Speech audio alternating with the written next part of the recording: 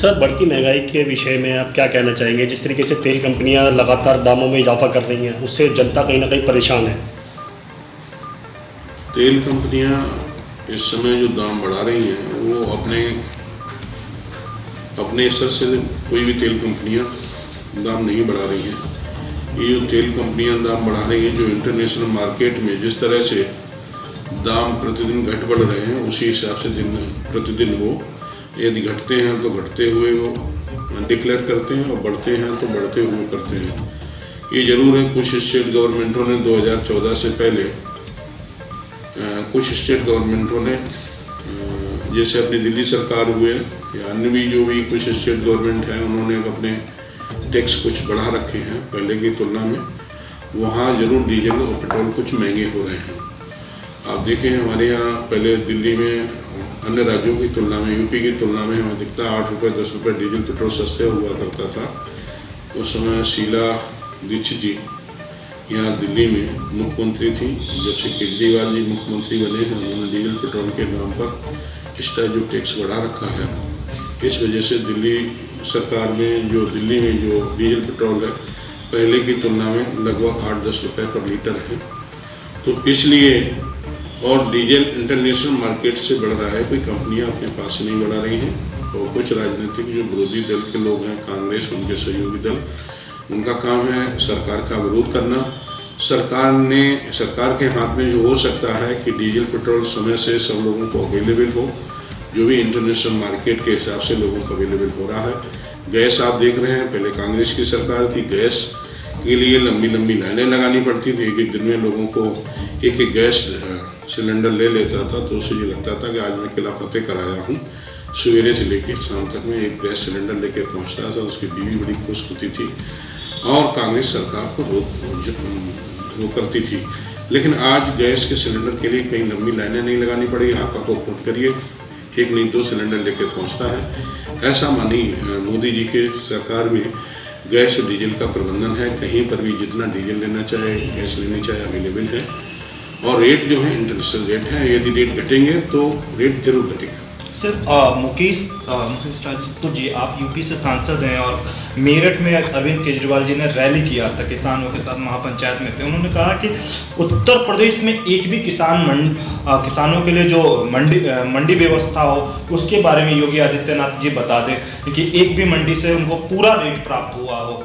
और जो धान और गेहूं का और गन्ने का रेट को लेकर उन्होंने बोला था, उस पर आपकी क्या प्रतिक्रिया रहेगी? मैं जानता हूँ अरविंद केजरीवाल पढ़े लिखे व्यक्ति हैं, लेकिन किसान नहीं है। और किसान के बारे में उन्हें इतनी जानकारी नहीं, उत्तर प्रदेश के किसानों के बारे में उन्हें जानकारी नहीं है। उत्तर प्रदेश का किसान मंडी से जितना बेनिफिट उठा रहा है, इतना कहीं हिंदुस्तान का किसान बेनिफिट नहीं उठा रहा होगा। किसान अपनी फसल को अब मंडी में बेचे, चाहे घर पर बेचे और चाहे हिंदुस्तान की किसी मंडी में बेचे, वो स्वतंत्र है। पहले हर जनपद में एक बेरियल लगा रहता था। हर जनपद में एक बेरियल, मंडी शुल्क के नाम से एक बेरियल लगता था, मंडी का बेरियल लगता था। अब पूरे प्रदेश से मंडी की बेरियल हटा दिए, कहीं पर भी किसान अपने उत्पादन को बेच सकता है। और किसान उत्तर प्रदेश का खुशहाल है। उन्हें देखना चाहिए तो अपने किसानों को देखना चाहिए और किसानों को गुमराह ना करें। वो पॉलिटिक्स करें तो अपनी कुब्बत पर पॉलिटिक्स करें, ना कि किसानों के कंधों पर बंदूक रख के किसानों के आधार पर उन्हें गुमराह करके पॉलिटिक्स करना। ये गंदी पॉलिटिक्स है। किसान अन्नदाता है, भगवान है, और इस भगवान को गुमराह करने का, अन्नदाता को गुमराह करने का केजरीवाल या उनके कोई भी सहयोगी दल इस तरह से गुमराह करने का प्रयास अरविंद केजरीवाल जी ने ये भी कहा कि गन्ना किसान जो है, गन्ना उपजाते हैं, उनको कंपनियों ने अभी तक पैसा नहीं दिया, जो पीछे गन्ना उन्होंने कंपनियों को दिया था। और ये भी कह रहे थे कि भाई हमें लाओ, हम जो कीमतें जो रुकी हुई हैं वो सभी कंपनियों से हम आपको दिलवाएंगे। इस बार भी गन्ना का भुगतान, सर्वाधिक भुगतान किया गया। अरविंद केजरीवाल बिना तथ्य के बात कर रहे हैं। और जितने भी लोग जो गन्ना चीनी मिल पर गन्ना लेके जाते हैं, मिल वाले बराबर नियमित रूप से भुगतान कर रहे हैं।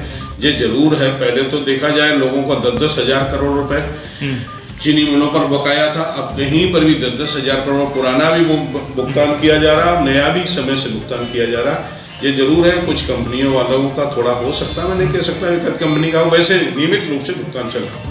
अब एक किसान नेता, जिस तरह से उत्तर प्रदेश में आम आदमी पार्टी किसानों को लेकर विरोध प्रदर्शन कर रही है, किसानों का साथ दे रही, किसानों के संघर्ष में खड़ी है। अरविंद केजरीवाल जी गए मेरठ के महापंचायत में, उन्होंने बोला कि यहाँ वीरों की धरती है और किसानों को जो न्याय नहीं मिल रहा है ये बड़ा सोचने वाला विषय है। क्या कहना चाहेंगे, आप किसान नेता हैं? देखिए, किसानों को इस बिल से कोई नुकसान नहीं है और किसानों की ना कोई किसी की जमीन चली गई, ना MSP चली गई। सही माने में तीनों बिल पास हो गए। इससे हमारे केजरीवाल और कांग्रेस इन लोगों की राजनीतिक जमीन चली गई है।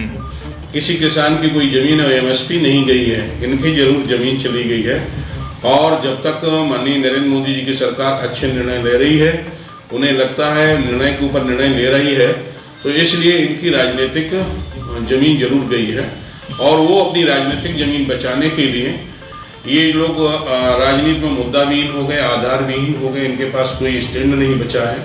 ये किसान भोले वाले किसानों को गुमराह करके, उन्हें भ्रमित करके और अननेसेसरी आंदोलन करना चाह रहे हैं। सर, दिल्ली के अंदर जिस तरीके से आम आदमी पार्टी है, वो यूपी के अंदर भी अपना दबदबा बनाना चाहती है आम आदमी पार्टी।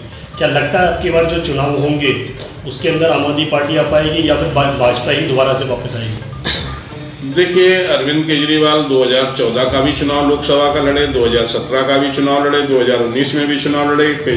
अरविंद केजरीवाल के किसी भी कैंडिडेट की जमानत नहीं बची और आप स्थिति देख रहे हैं, उत्तर प्रदेश में ना लोकसभा न विधानसभा में कोई भी उनका सिंगल कैंडिडेट अपनी जमानत नहीं बचा पाया।